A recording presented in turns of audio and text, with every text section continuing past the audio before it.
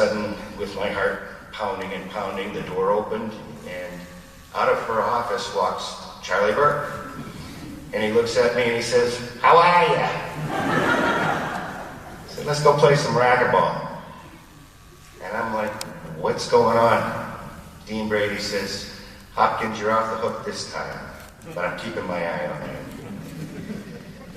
That was Charlie. He always had your back.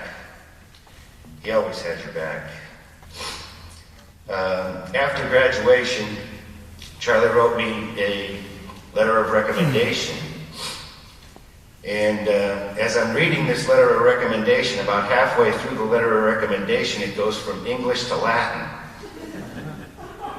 And I said to him, "Charlie, you've got to explain to me what this means, because someone that's interviewing me is never going to know what you're saying." And he said, "If they don't know what I'm saying, then they don't deserve you as an employee." It had something to do with being a scholar and an athlete. But we kept in touch after graduation. He made sure that he called me. His trips to Boston with his UN team were something special for my wife and I, because we'd meet up with him in Boston and raise all kinds of heck, head to cheers and do all kinds of stuff. And he was so proud of his UN teams. As fate would have it, 15 years after I had left BW, a place where a broken boy became a young man, a very confident young man, went out and took on the world. 15 years later, I had the opportunity to transfer back to Ohio, and not just Ohio, but where they wanted me to come was the Strongsville-Berea area. And my wife knew how close I was, as most years our vacations would be spent coming back here. It was a no-brainer move for us. Charlie soon became Uncle Charlie to my children. My children have more uncles and honorary aunts in the Baldwin Wallace community. My family is what BW became.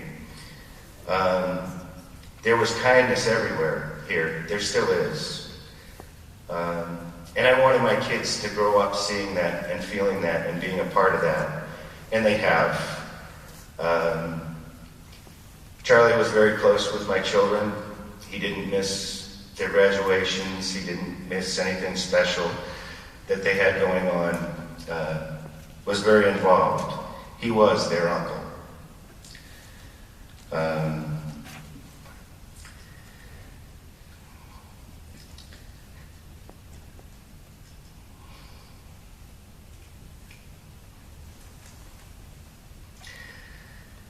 I know there's a ton of stories that you all have. I've got a lot more too. I'm looking forward to the reception where there's a little bit less pressure. But I will say that Charlie left his imprint on me, left his imprint on my family, left his imprint on everyone that's here in a special way. I'm not sure how fate inevitably brought us together, but I'm truly thankful that he was in my life.